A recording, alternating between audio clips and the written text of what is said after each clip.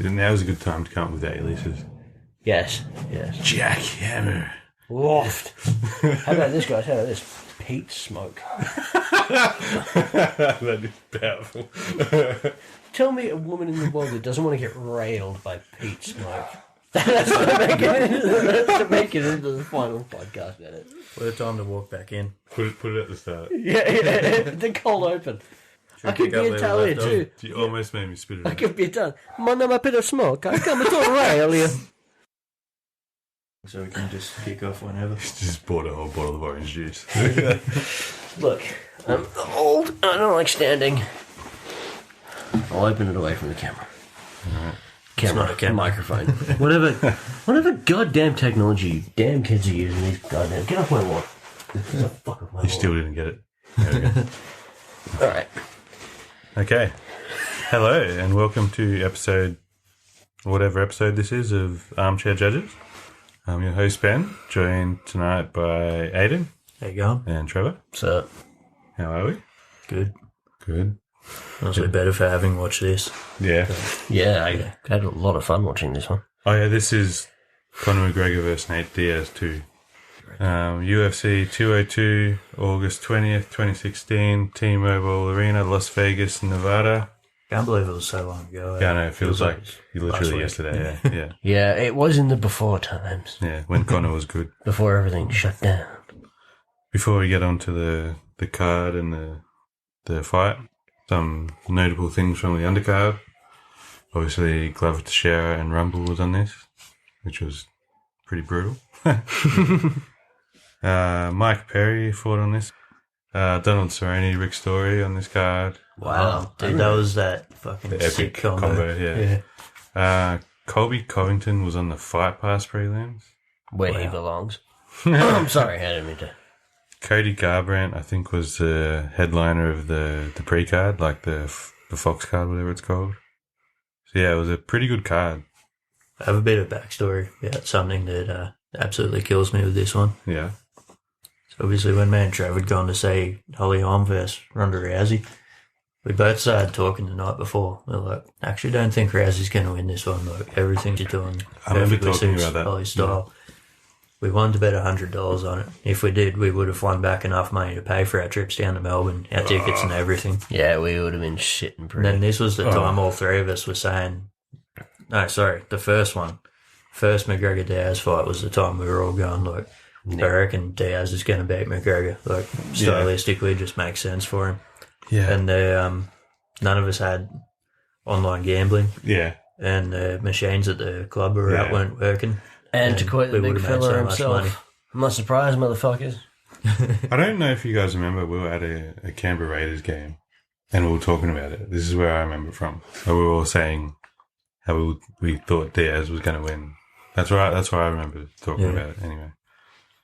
I guess we should talk a little bit about the kind of background to this fight and the first fight and kind of everything that happened between.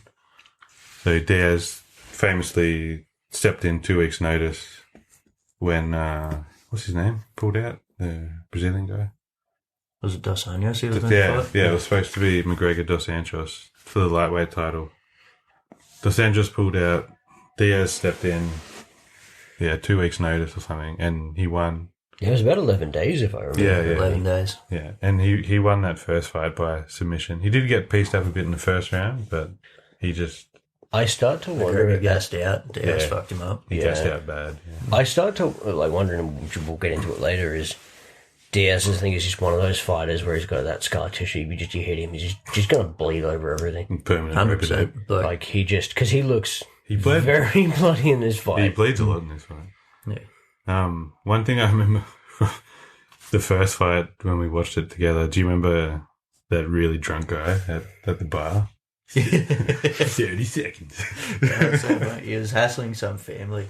Yeah, that's right. 30 seconds. He came up to our table and we just no-sold him, and he went over it was like a young couple sitting with like a pram, and he was basically in this baby's face going 30 seconds. Gonna knock him out in 30 seconds. Remember the look on his face? He was like someone just frowning. punched his mum. even the infant in the pram was like, fuck off, mate. I got another note here where it said, I remember what I thought at the time was Brendan Schaub saying that Conor doesn't have a style suited for 5 rounds, but Rogan mentions it later in the broadcast, and he said it was Dominic Cruz who said that. Yeah. But, that was something I remembered being talked about before, and it kind of makes a little sense as we get into the fight. That'll kind of play out. We'll see why. Going into this fight, we usually talk about biases and all that stuff. Yep. I kind of don't really like any of these guys, to be honest. Like, I used to like Conor when he was like rising through the ranks at featherweight, but I got tired of his shtick pretty fucking we were quickly. talking about this earlier before we started the pod, and I said that it was fun to go back and watch his fight now that I pretty much hate both of these guys. Yeah. Because Conor, you said, he gets sick of his shit real quick. Yeah. And the Diaz brothers just try to hold the UFC up for money that they're not worth at this point in their careers. The thing with Conor's shtick is, like, it only works if you're winning. Like, you're talking shit and saying, I'm going to knock X and so-and-so out in the 3rd round, whatever. I tank different. I'm built different. I get knocked out different. Joe Rogan has a point about this, that he said about in the pre-fight little special they had, and said, quote, what he was selling relied on him being the greatest martial artist in the world, but the first storm he had to weather sank his boat. Yeah, and it's true, man. There is There was a nothing loss worse. against a guy who fought him on 11 days' notice. His power wasn't having an effect on him. He tried to make an excuse by saying that he'd had to move up to welterweight at short notice from featherweight. But Diaz is naturally lightweight anyway. Man, there's nothing worse As well than as than that. having your boat sank. As well as that, though, I know Conor's does actually study his boxing and everything. Yeah. So Henry Armstrong was basically the guy who prevented future boxers from being able to hold 2 titles at once, because he had held the featherweight, the lightweight, and the welterweight, and the order he won it in was featherweight, then welterweight, then lightweight. Really? So I think Conor was like keen for the chance to copy what Armstrong did, and then it got derailed. Look, thing with, like you said, his power wasn't the same. Like, his power hasn't been the same against anyone north of 145, except for probably like Alvarez. And we'll say Cowboy, but Cowboy was kind of shot to pieces and probably just there for the payday at the time. But his power is kind of overrated. Like, he doesn't really stop people like out, one shot, lights out. It's usually like drops them and then finishes them with like some pummeling. He only has 2 really. He's got Chad Mendez, which was a bit of an iffy one, and Jose Aldo, who sprinted at him. That was the early stoppage, the Chad Mendez one. Yeah, definitely. Well, we should review it one time. Yeah, Check if we still think that. Spoiler alert. But other than that, like, his early career was all about combinations. Yeah. He was piecing people up with that, and then he fell in love with his power. Yeah. We know, like, we've spoken before about when he hit Floyd clean, and Floyd, just sort of went, like, that's all he got. Like, he'd been hit clean by Pacquiao and wobbled, hit clean by De La Hoya and looked worried. Yeah. It kind of makes me think of like a Nothing. parallel between that and Ronda Rousey. She was knocking people out, thinking, well, I can box now. I can punch now. Then you come up against Holly Holm, it's like, no, Holly, you cannot. She could not. A few more pre-fight notes. There's a lot of talk a little bit from Rogan at the start, like talking about Conor's charisma. I don't see him as a charismatic person. He's kind of like, he's an obnoxious cunt, really. Yeah, to be honest. he's a Like, twat. yeah. He's a fucking twat. Yeah, like he can be witty and funny, but most of the time he just comes off as a twat. Yeah, like you said. I do have some pre-fight points. They bring up the Diaz trains with Andre Ward, which I want to reference later. Like, it shows but doesn't show, really. Yeah. Which I'm sure we'll talk about later. Yeah, but we'll talk it about also makes Diaz's me boxing at some point throughout this, yeah. It also makes me think, like, is this what made Conor think that he can just go and fight Floyd Mayweather and win? Like, Maybe, that, yeah. One important point I have is, sorry, I didn't go into my bias. My bias is I really don't like Conor, and I'm a bit indifferent to Diaz. Yeah. Used to really like Conor and used to really hate Diaz. The way I remembered this fight happening the first time, I wrote a note in my pre-fight section saying I think it'll be a question of how to score round 1, 10-8 or 10-7, because I sort of remembered it as being like multiple knockdowns, an absolute ass kick. Yeah. And then afterwards Diaz taking over. Yeah. It plays out differently. Yeah. So, we like to talk finances on this educational Oh, podcast. yes. I was going to ask about biases, referees and purses. So, our referee is Big John, because that time your referee was Big John. Yeah. He was still in the UFC then, he wasn't on Bellator, and... Being a subpar commentator. Yeah. You got the judges too? Yeah, who were the judges? I don't have the judges on hand, sorry. Okay, so they were Jeff Mullen, Glenn Trowbridge, and Derek Cleary. And you were going to tell us about the purses? So we got the purses, and we got a bit of sort of... 10 million for Conor. back $2 like a bit of yeah. extra goss here.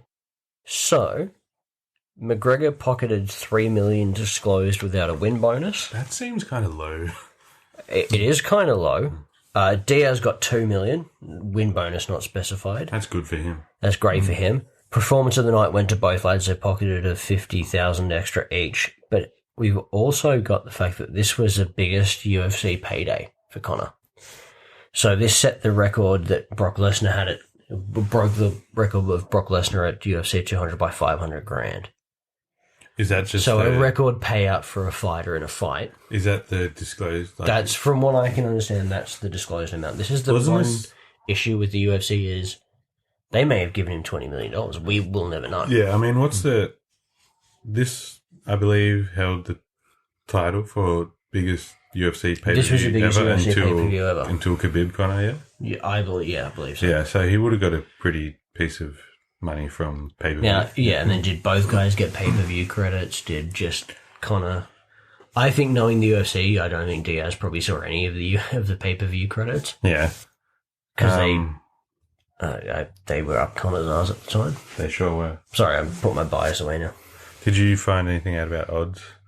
Conor would have been favourite, even though he lost the first fight. Yeah, just expect Conor would have been favourite. Yeah. They sort of thought it was a accident the first one happened. So, yeah, we'll get, like, now the kind of walkout bit happens.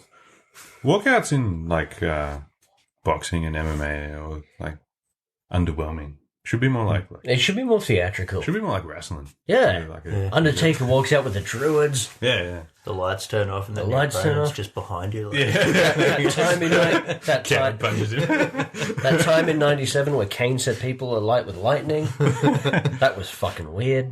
We don't talk about that, but okay. Conor does that stupid strut. I fucking hate that. It looks The stupid. the Gumby thing.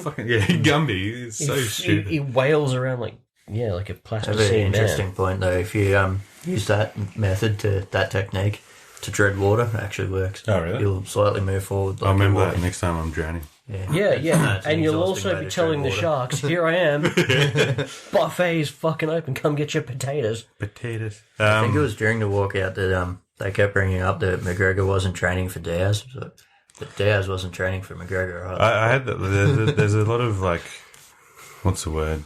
Like, apologist kind of rhetoric for Conor, I thought, like in the lead up. Like you said, yeah. This was peak Conor where he had nut hugged. This was, I like, think yeah. some of ourselves included at Yes. the time. Like, I was all in on I was Conor all in up on until Conor. about probably after the Auto fight. That's when I became like, this guy is too much. It was When the he was, it like, was the attacking bus thing people on for the me. bus. Yeah. Yeah. And like the cuts on people's faces from glass shattering and shit. Yeah. Like, that's Dude, career he was, potentially. as I recall, he was pretty close to fucking blinding Rose Namajunas. Yeah. Like, that's... Yeah. Be edgy and No do one all else you want, but that's would have it's gotten away with fuck. that. No one else would have gotten away with that. Well, Khabib didn't get away with It- it's- fighting back against Conor's corner, essentially. But the Like, worst they threw part the first is, punch. Yeah. literally, you have Dana White sitting down with this canceled interview on ESPN or whoever going, "This is the fucking worst thing that's happened." And they use it in a promo. And then they're using it in promo clips for the next fight. Like, Yeah. fuck off. We'll say one thing, though. It says in the walkout, Conor's finished 18 of his 19 wins with 17 knockouts, which is pretty fucking good. That's spectacular. pretty impressive.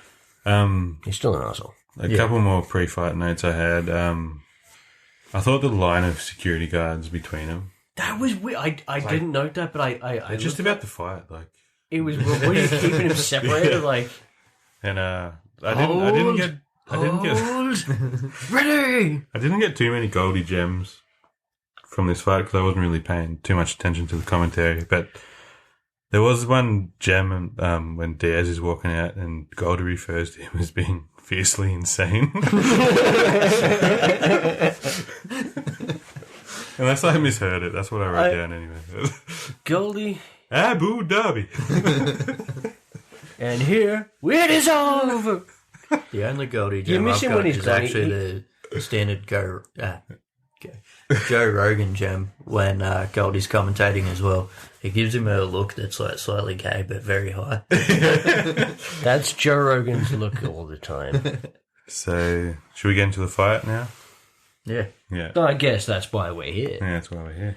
Unless you want to talk about interior design, which I don't think that's my other podcast. This is a lovely bedroom. It is. Um, We're just sitting here, three guys, podcasting in a bedroom. Round one starts. Conor goes for the leg kicks, which he probably should have done a bit more in the first fight. They're both going for him a lot, eh? Yeah, but Diaz looks The difference is that Conor's mincing Diaz's legs something fierce, and Diaz is throwing these like pissy little taps at him. Diaz looks like he's never thrown a kick in his life. He's so awkward throwing He's kicks. like, I throw punches, I throw chokes, I throw submissions, but I don't no kick that's for pussy. Especially later in the round, he goes for that spinning kick. It's just so slow. I think I wrote that down. Diaz with the world's slowest spin kick. Yeah. Wouldn't have even knocked me out. Oh, maybe would have. Maybe. Pretty early, there's a Diaz is wobbled from a big left, about 2 minutes in, and then he gets dropped like seconds later. But obviously, Conor doesn't want anything to do with getting on top of him. He don't want these He doesn't seem dazed from that knockdown. It seems like he was worse for like half a second from getting it was a flash body knockdown, shot, headshot combo. but a knockdown nonetheless, sort of thing. Yeah. Yeah. And you got to take it into consideration when you're scoring, I guess. Nate's leg is already looking like red and swollen. Oh, like, it's minced. Yeah. And Conor's like conservative in this fight, eh? He's pretty aware of how he just completely exhausted himself in the first one. And he's pacing himself far a hell better. of a lot. Yeah. But that'll bring up a point in round two. Yeah. There's a cut at one point already under the eye of Diaz in the first, so he gets bloodied up quick. He cuts easy, yeah. He just cuts easy. He's I a bleeder. don't doubt Conor hits hard, but the way he was bloodied up in this fight, it was like, oh man, you've got some scar tissue that's just going to keep reopening. He'd be a bleeder. He's a bleeder. We got a bleeder.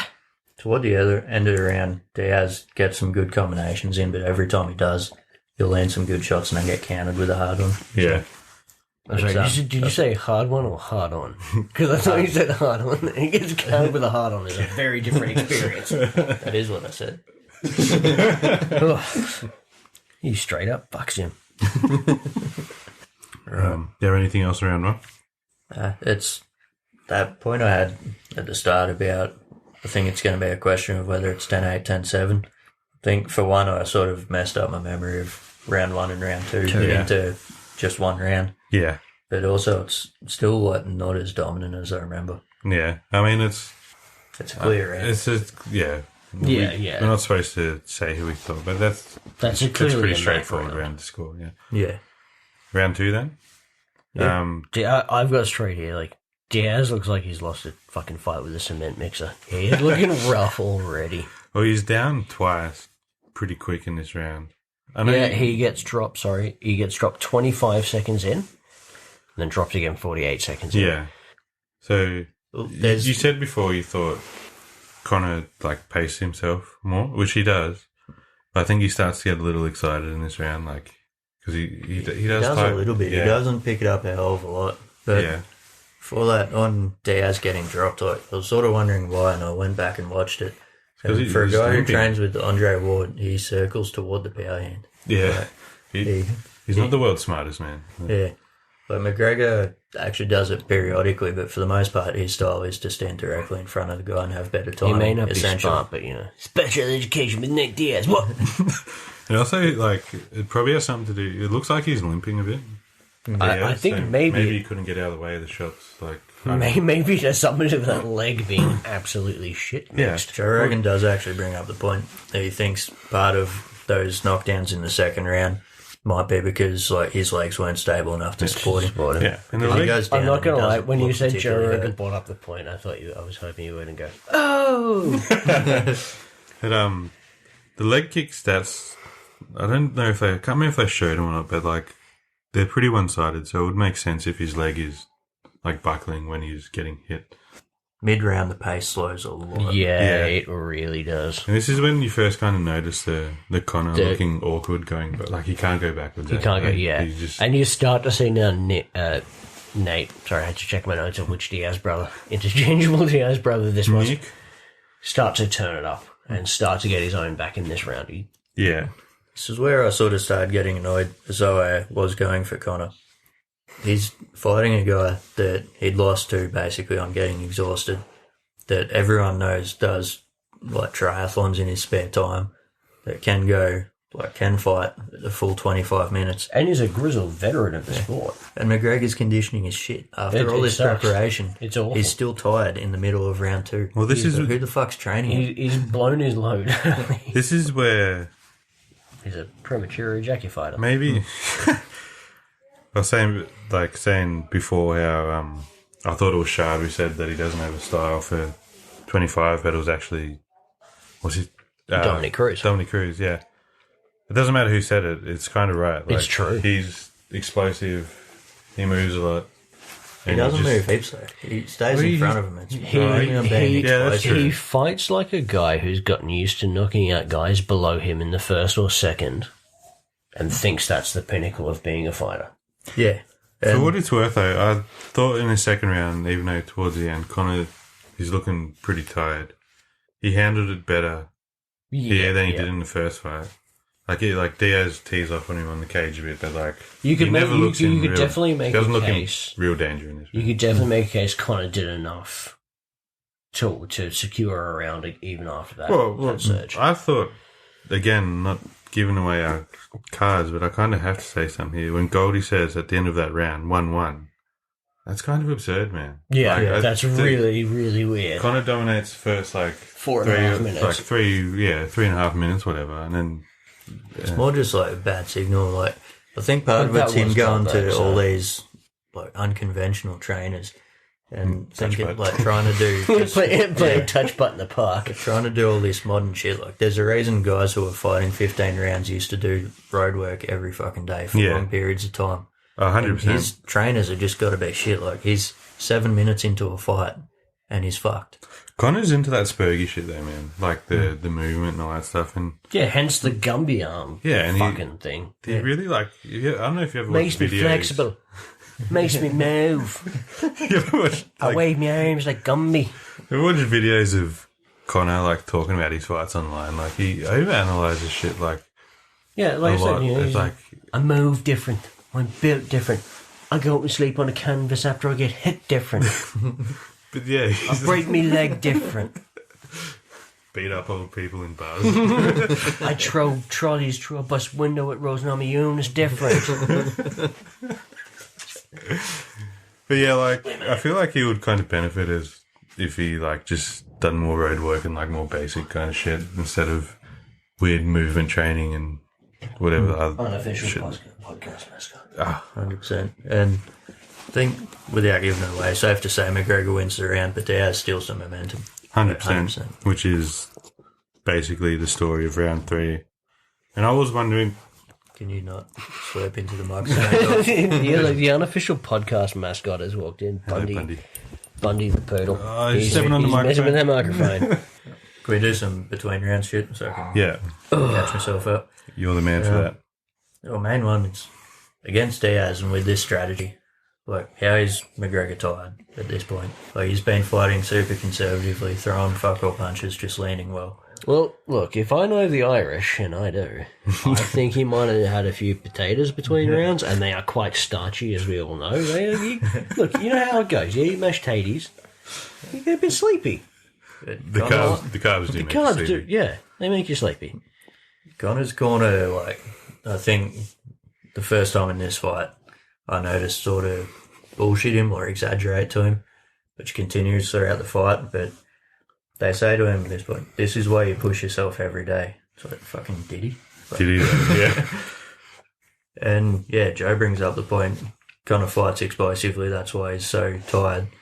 But thanks, Joe. He hasn't been boxers. So does Floyd Mayweather. I think you're right in the fact generally agree with the statement that like his style probably isn't built for rounds, but he hasn't done anything outrageous thus far. No, he had a round and a He's just half landed where he so well, looked, he's been dominant. he Yeah. looked on top of this, and then he looked like he'd fucking run out of puff straight away.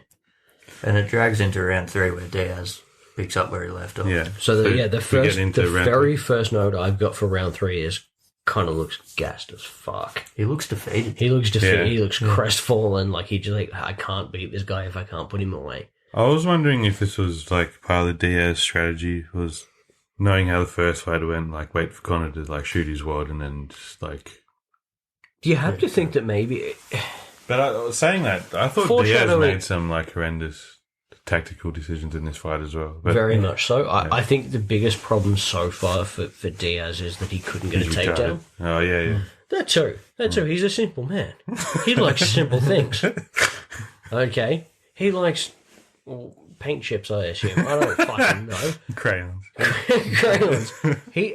I have it on good authority that the white ones and the yellow ones are the tastiest. If you want to get gourmet, though, you can eat the red crayons. No one's going to stop you. But enough about my weekend anyway. Yeah, so there's like heavy pressure from Diaz, like real heavy. But Conor stabilizes a little bit after about 2 minutes. Does. And this is where I feel like Diaz is like his So, tactical errors. Like Conor- he tries to clinch too much, where he should just keep punching the shit But out of him. Conor makes a mistake in this round that I feel, for me, set the tone for the rest of this fight. Conor goes, He goes for a run. He goes for a jog. He goes for a run. I Yes. noted right here. He's done it Conor before, goes but for a he little just jog. increasingly Probably doesn't. good for cardio. When, he Not should gonna have help done you it in before this the fight. fight. He should have done this. Yeah, he should have been doing this to train for the fight. What other It's fights starting did to he? really piss me off. What He- other fights did he do this? You said that he's done it before. No, I've done it before in this fight. It's just it happened like once, and then it just picks up so much once, from here. Once you think, well, that's tactical, getting out of a bad situation, But it's not getting like off the fence. it's not turning and like getting away. He fucking runs. Like, He runs away. away. Sometimes he also like just puts his hands down, turns away from it, and walks away. Yeah. It's like if you could take There was points a away great for point, this sort of shit, he would lose by like. I 50 think it's in points. this Wouldn't that be round. like yellow card shit and pride, just like running away? Yeah, One you would get championship, he a would yellow, get fined you would get a according yellow to card. this. Yeah. I can't remember if it was this time or the next time he does it. Diaz points at him and laughs. I think it's. I think it's this time where It's he the next points one. at him and laughs. Because the next time he gives him the finger. He fingers him good. The last little bit of this round is essentially just Diaz punching the shit out of Conor. Connor, yeah. Then- I stopped taking starts notes. it It off was with, that like- one-sided. There was Big left and a big knee. Big left, a big knee, and then some uppercuts in dirty boxing. and then there's when I was watching this live, I was thinking that it was going to get stopped here. Yes, Yeah. I actually put a note in here for round 3. He's 100% saved by the bell. Yeah, He's way more fucked up in this round than Diaz was Yeah. in 1 Yeah. and 2. I actually made a note to point out Big John was, you can see it, Big John's about to step in. was he? You know, Big John, he does the thing, I'm far away from the action, let the fight play out. Getting closer. I'm getting closer. And then he does that thing where he gets too close. I'll say he gets too close. It's a bit impersonal. Like I can smell you, bro. Fuck off. And then he stops the fight. He was at that point where it's like, Big John, mate, you need to lay off the fucking cheap cologne. I can And then, smell you can't. But then the bell. That barrage And started then the bell like 10 rings. seconds earlier, and Connor's Yeah. done. Yeah, I remember like watching this fight. Like I said, I thought it was going to be stopped, and then but that is a little bit of a story for round 4, which we'll head into now. Derek, go grab some between round Oh stuff. yeah, so, Connor's corner again. Like, you're winning the clinch every time. no, No, Maybe no, you're one or not. 2 times, but not every time. Like, Diaz is mostly just pacing him up in there. Do we Conor need, is do we breathing need, do we, so hard. do we He need looks to, dead. do we need to just like hit this on the head and say Coach Kavanagh is terrible? I've been wanting to talk about this for a while. Let's So- get this off your chest, man. Get this off your chest. You know Edmund Taverdian with Ronda Rousey? Oh, it's the world's genius worst because coach, he's yeah. got Ronda Or Rousey. Greg Jackson telling everyone to fucking breathe. Kavanagh's got Conor. And other Yeah. than that, he's got Gunnar Nelson, who's really talented at jiu-jitsu. Tries to strike like Conor against people who can actually strike and gets fucked up. Do you remember that time he got knocked Minced. out by He that got Argentine guy minced. because he was doing the So, hands down? yeah. Yeah, that guy. Yeah. Yeah, I know what you mean. He does the same stance and like. Dude, he footwork. totally squared up to the But he's dude and he got Kavanagh, dude. minced. Yeah, 100%. Is Kavanagh a guy who's a great coach purely because he trains Conor McGregor, who's going to be good regardless of who his coach is? Yeah, That's probably he's also probably the only MMA coach in Ireland as well. So. I imagine the rest of them are literally farming potatoes. I've been said if Love we you, make enough Ireland. money from this, like we're 100% moving this podcast to Ireland. Yeah, We do love low potatoes. tax rates. We do love potatoes, whiskey, low tax rates, and Guinness. So, So we pretty much like it all of Ireland, Yes. except John Kavanagh. except for the occupied counties, I said I was going to get political. Round 4. Like I said, Conor's breathing heavy here. Like you said, he looks dead, which is pretty accurate. One thing that kind of like saves Conor a Connor bit here looks, sorry to intersect, he looks as bad, almost as bad here as he does in weigh-ins at featherweight. Oh, Now, dude, he looks like a fucking AIDS patient. He did not look when he good at weighs in. 145. Spoiler alert, I have a bit of an AIDS bit coming up. One thing that I think saves Conor a bit here is his work in the first 2 rounds. Cut the shit out of Diaz. So Diaz spends a lot of time in this round wiping blood away out of his eyes and shit. What a Diaz also segue. does look tired. What a segue. And because I've been trying not to use the punch stats in this because I've been using them too much in our other fights, but Diaz does look tired, and I think that's because the stats say he landed 60 punches last round. Yeah. So, Fucking a lot. to segue in here, what Ben was saying, there's so much blood in this. Like, Diaz is like drenched. Conor is drenched. No, Now, all the blood on Conor is from It's Nate. It's from Nate. Now, I don't think you can win a fight via technical aids. I am going to have to check the rules. I will get back to you, podcast family. I'm going to have to check the rules. I don't think you can win with technical aids, but it's still pretty icky. Imagine being like caked in some other dude's blood. Yeah, it's kind of gross. It's pretty cringe. Like, okay, not to get ahead of this round, but in the post of this round, they go back to the corner. Gilbert Melendez is in Nate's corner. He's got his blood on him too. He's on his neck. He's got a little drip of blood. How? Are you just intending like, I'm going to give AIDS to my homies? Conor's credit. Shammy's carrying motherfucker. What? Conor recovers pretty well in this round. Like he Diaz is doing active there. yeah, and like Both I said guys earlier, are fucked though at this point. the Diaz strategy here is bad. I feel like he should have went back to just like getting him on the cage and punching him and like high pressure, but he's just trying to clinch. And I get like the clinching can be exhausting if you're trying to stop being taken down, but he was having more success when he was just like punching him. Like you should just get punching. The whole him. clinching is exhausting. Oh no, sorry, clenching. I say that to myself on the toilet all the time. Ha ha. Obligatory There's poo even a joke. bit where Nate looks like he wobbles Conor a little bit. I think it was actually just he stumbled a Yeah, tad. But he's just way too inactive and like coming off that momentum from the third where he like potentially in the opening stages of round 4 he could have stopped him. yeah. And this makes it all these things we just said makes it the toughest round to score thus far. Which is not saying much because the first 3 rounds are pretty easy to score. This was an actual struggle to score. Yeah. This was really tough. Although in the first 3 rounds, like how to score a 10-8 in MMA is a big issue and does impact the final scorecard. And it does from the official judges. So that was a bit of a nothing round compared to the first 3.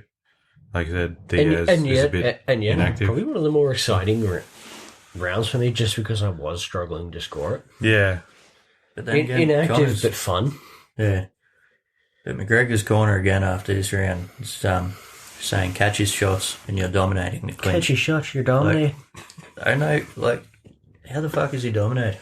This is like Taverdi and Ronda Rousey's on that beautiful... Catch the leprechaun. Tears it here, You tears got the anything rainbow. between rounds there? Nah, that's all I've got. Just Both the dudes corners covered in delusional. blood. That's it. Ick. So round 5, first thing that happens is Conor goes for another jog. Oh my fucking god, that was my first note too. Yeah. Sorry, my first note was Nate looks rough and Conor goes for a jog. Fuck, this is getting weird. Yeah, mine was Nate out more active, Conor runs away again. Yeah. I did think like the early part of the 5th Look, round, I get it, Conor. Jogging, super good for you, mate. A recreational activity. like we said, Possibly not the best one. he should have done it before the fight. Yeah. Yeah, maybe all 100%. that touch button the putt. Maybe you would have Put won it 5 apart, rounds didn't you? instead of having a controversial decision if you'd fucking done it before the fight. I'm going for a It's jog. like frustrating to watch as someone who's not going It for is. him. That he could have just dominated this fight, won in 3 rounds, and Yeah. that's it. I jog different. He actually does. He actually does. I thought Conor was getting the better of the stand-up early in this round. And Nate keeps going for takedowns. One thing I will say, Conor's takedown defense in this fight is pretty good. He is pretty Nate only gets 1 at the end of this round, and he goes for like a good half dozen, probably more. Look, Diaz does land some good chin on the cage. I think he lands like a huge fucking elbow in this round. Might have been in an earlier round, but he landed like some enormous elbow at some point, which was actually pretty impressive that Conor didn't drop, especially given how fucked he was. Yeah. I haven't got too many more notes on this round. Conor does a bit more walking away, but I still think he's, for the most part, when they engage, like he's doing a bit at better. one point in the clinch, Conor does throw a pretty nice knee that seems to hit Diaz in the face. Actually, it's- Conor does actually take down Diaz, but Diaz turns it He around. pops right back up, so it's hard to... Do you count that as... This is what I hate about MMA scoring. It's like, the takedown, okay, but if you score a takedown, but the guy pops back up, well, it's kind of negated. Like, it's kind of...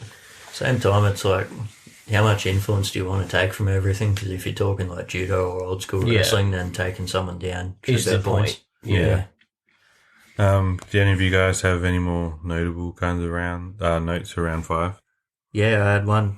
Wish walking away was criteria for taking points, and it'd make it a lot easier for us to say who wins this fight. Yeah. Aiden just Actually throwing would've hated absolute it. shade right now. Yeah. It's actually annoying to see a guy who had this long to prepare for the fight and Disappointing came to in watch. such shit The condition. half of your technique was running away rules. He came into this like, I'm going to win in a round and a half or I'm going to fucking struggle. I'm built different. I fight different. I run away different. If that's getting annoying, just fucking get used to it. Okay. So, that's the end of the fight. Let's do the official scorecards. I hope someone. Do we want to have some reflections before? Yeah, we'll do all that after. After the scorecard? Yeah. Right. I got quite a bit I want to touch on there. I've got some things. Who's got Got, the official cards? You have it? So Jeff Mullen scored at 48-47 for McGregor. Glenn Trowbridge scored at 47-47, a draw. And Derek Cleary scored at 48-47 for McGregor. Now, all of the judges scored 1, 2, and 4, rounds 1, 2, and 4 for McGregor. The difference with Glenn Trowbridge was that he scored round 3 at 10-8 for Diaz. That's the only 10-8 out of all the judges. What's your card? I have it, same as Glenn Trowbridge, 47-47, 1, 2, and 4 for McGregor, round 3 at 10-8 for Diaz. What's your card, Joe? 48-47 Diaz. I've got 49-47 Conor.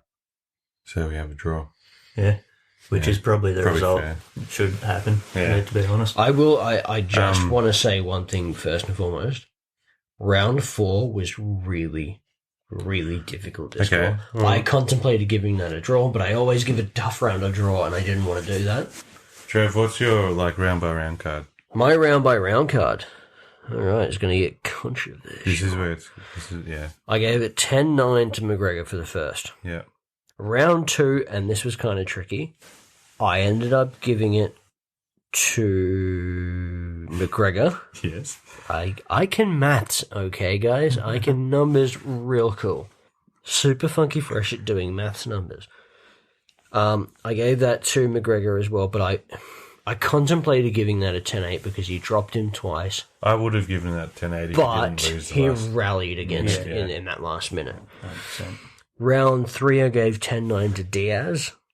Round 4, really fucking tough. I gave that 10-9 to Diaz too. I watched that round so many times. Wanted to give that a 10-10, but I've been trying to avoid giving it 10-10. Yeah. Round 4, that's what we just did. I'm an idiot. Round 5, 10-9 Diaz. Okay. So, Myself, What's your I had round by round? 1, 2, and 4 for McGregor, round 3 at 10-8 for Diaz. One thing that, I'd sort of been umming and ahhing whether it's a 10-8, and then I thought because McGregor's very obviously much more hurt in this round than Diaz was in round 1 and 2. Yeah. Well, basically for a near stoppage. But I really think if it went on for 10 more seconds, then McGregor's out. Agree.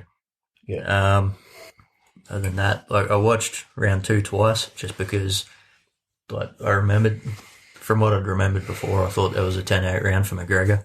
I was watching him again, and I think I was right in scoring him 10-9 rather than 10-8. So I went round 1, Conor 10-9. Round 2, Conor 10-9. Round 3, Diaz 10-9. Round 4, Conor 10-9. Round 5, 10-10. So I don't necessarily disagree with any of those cards. It's hard to disagree with anything. It's overall impressions though. Like looking back and watching this fight compared to when you first watch it. Like I was a huge nut hugger for Conor. Conor couldn't do any wrong. Kind of didn't really like the Diaz brothers, and now it's like I don't like either one of them. They're both annoying pricks, and I just thoroughly enjoyed this fight. It was a great fight. it was a Really fun fight. good fight. I guess that gets us to the did we enjoy? Yes, we all seem to enjoy. The official decision, don't really have a problem with it. No, It's hard. decision. It's hard to have it. So let's do a bit of post-fight and kind of legacy talk. Yeah, I'll bring up one more thing about an official. Big John is barely noticeable. He was outstanding in this fight. Which is Yeah, good. he really. Yeah, He is the best referee in MMA. I really miss Big John in the UFC. So my main notes for post is not so much this fight, but more this fight and the first fight was kind of the end of Conor. Like, like so he goes through featherweight. Give him credit. Like he beats everyone. He beats Holloway. He beats Aldo. He beats Poirier. He beats Holloway 10 years back. Does he beat Holloway today? That's the weird thing about Conor. He beat him when they fought. So true. Yeah. that's all you can say. And then he gets the big hype machine behind him. And then this fight happens. Oh, sorry, the first fight happens. He loses that fight. I get choked out differently. He wins this fight somewhat controversially, but I don't really think so.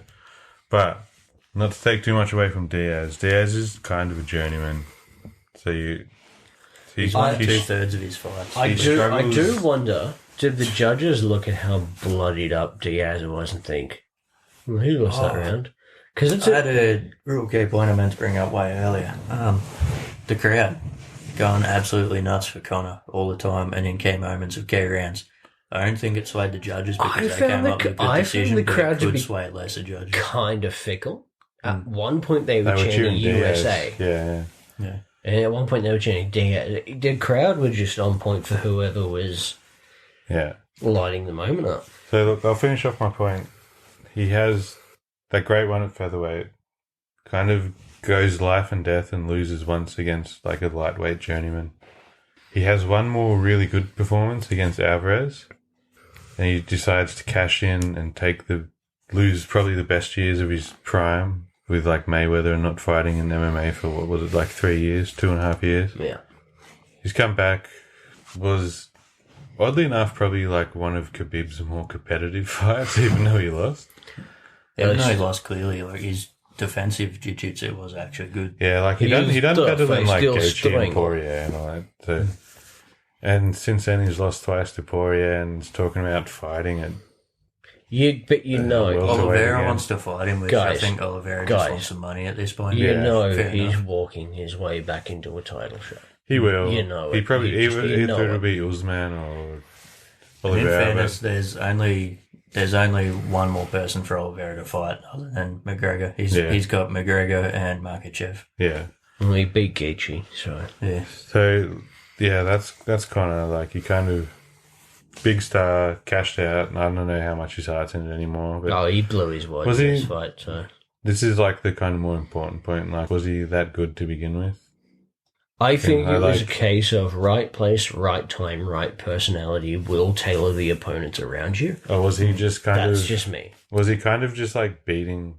Well, was he cutting so much weight to make featherweight? He was just beating smaller men. Yeah, he literally says in the post-fight interview for this that he's going to have trouble with people who are taller than him. Yeah. And he always looks at his best when he's got someone moving towards him who is shorter. I think this makes sense because the Max Holloway he fought is not the Max Holloway that went on to become the Max Holloway we know. Yeah.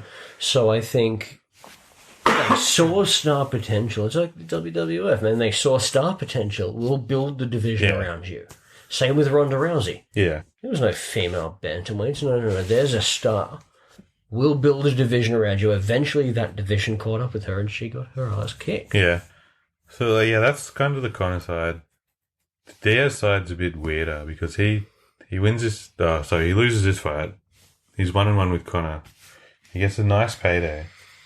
And then he just, vanishes. He gets the BMF title shot. The but dude, that was wasn't that 2019 years in between though. Fight for so long. That was years. He keeps saying about not wanting to fight unless there's money. But and then there's his a point where brother you knock comes back out. so many fights, you're just not getting paid. And then his brother comes out and he's like, "Yeah, George, poison my gloves, bro. Yeah, poisoned me. I was totally sick or whatever before I fought George, and I was poisoned. I have no evidence of this, but he totally poisoned me, bro." I think they're both old enough. Both Diaz brothers say he's both old enough. They should probably think about hanging it up. They seem knowledgeable enough about the sport they can continue on as trainers, and I think they've been pretty fantastic. Nate wants to box. He's been pretty vocal about that. I think he wants to fight Jake Paul, get the big fat payday. But I think that's a bad idea. For one, Jake Paul is actually talented, huge. but he's fucking huge. He's a cruiserweight. Yeah. Bad idea. Also, we're going to talk about the training with Andre Ward. Diaz does not come across as someone who's been training with a high level boxer. No, his boxing is it's very bait. Everyone talks about the Diaz brothers boxing, but Nate is literally 1, 2, 1, 2, 1, 2, slap, and every now and then he does the short kind of hook kind of punches. It doesn't have much head movement. Cycles towards a dude's power hand. Got no head movement, dude. Yeah. And really, when it comes down to it, these gyms are paid gyms. I can go train with Tim Zhu tomorrow. Yeah, that's it. Yeah, and it's going to mean nothing. I'm still a terrible boxer. Anyway. You're not a terrible boxer. Believe in yourself. I think we're going to wrap it up. Yeah. I've hit on everything I want to hit on. We should ask any listeners if they have picks for us, I guess. Are there any fights that you want us to review? Oh, yeah. Send us an email or comment on a post if there's something you want us to do. Yeah. Stoppage reviews as well. Always up for those. Yep. And see you next time. We've got a few picks that we're deciding between for our next fight. And going to be good either way. All right. Thanks for joining us. Peace out. Peace.